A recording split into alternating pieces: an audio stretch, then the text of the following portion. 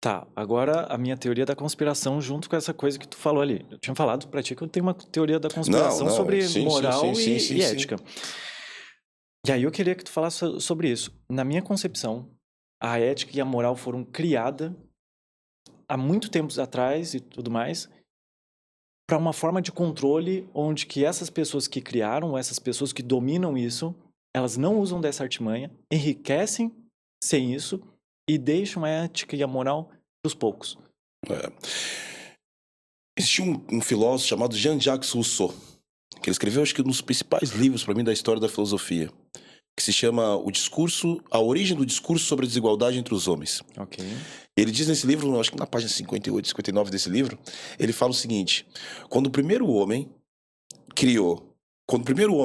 cercou o primeiro pedaço de terra e os outros homens acreditaram que aquele pedaço de terra cercado era dele, nós começamos a desigualdade social. E aí nasce o princípio da hierarquia. Ah, quando nós nos tornamos sedentários, nós tivemos que ter uma organização social. Só que as questões de poder começaram a surgir aí também. Então a moral e a ética foi para coordenar esse grupo, não é? E é claro que nós não estamos falando aqui de uma forma pura, nós não somos inocentes. As pessoas, elas têm esse sentimento de hierarquia, tanto de poder como de status. E já existia o status nessa época, não é? A moral e a ética, elas podem servir, sim, para uma forma de dominação. Elas não deveriam. Mas, historicamente, quando você analisa, você domina através do amor ou da dor. Ou através da lógica, não é? Ou através da força. Todo grande conquistador entendeu que somente a força não conseguiria sustentar a sua dominação. Então ele utiliza da lógica para dominar. A dominação através da lógica, ela é uma dominação que ela perdura. A da força, ela dura um tempo, ela é efêmera. Porque no momento que tu mostrar fraqueza, bom, você perdeu o poder. Já a dominação através da lógica, não. Se a pessoa entende a tua lógica, o processo de dominação que ela faz sobre você, quando você estiver doente, eu vou zelar pelo teu sono. Eu vou te defender, porque eu acredito no teu princípio lógico. Claro que aí entram preceitos morais que foram atrelados a isso depois. O que eu quero dizer para ti é o seguinte, que existe sim uma forma de dominação, pode existir sim uma forma de dominação através da moral e da ética. Eu não vejo isso como uma teoria da conspiração. Eu acredito que esses princípios, eles são utilizados tanto para o bem como para o mal. Mas, de fato, na sua origem, toda a moral e toda a ética, para mim, ela teria que ser para servir os humanos, servir a sociedade como um todo, não é? O Rousseau, o mesmo Rousseau que eu falei, e eu estou indo, claro, uma linha russoniana aqui para falar sobre isso, ele dizia que o homem era bom por natureza. É a sociedade que o corrompe. De que forma a sociedade corrompe esse homem? Quando ele começa a distorcer os princípios éticos e as posturas morais, em prol de um interesse particular. Mas,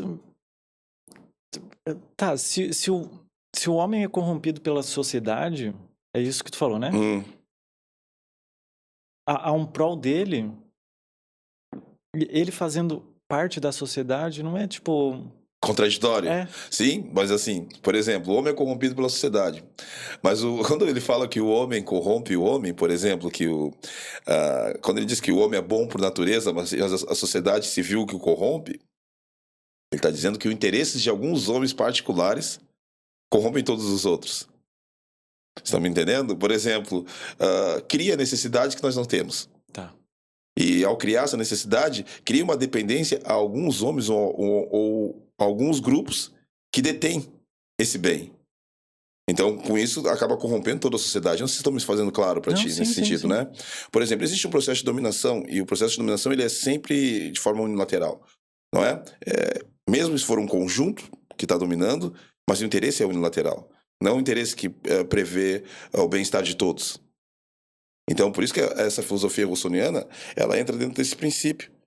De que, olha, você tem que cuidar das instituições. Você tem que fiscalizar as instituições sociais. Porque as instituições sociais, elas são instituições de poder. E o poder corrompe certos homens. Por isso que o Rousseau, então, dizia que nós teríamos que acreditar numa democracia, por exemplo. Que a democracia, ela não permite que o indivíduo, de alguma forma, ele pegue o gosto pelo poder. Rapidamente você teria que trocar esse indivíduo. Porque o poder vai te corromper em algum momento. E vai colocar os outros homens a serviço dos seus interesses particulares.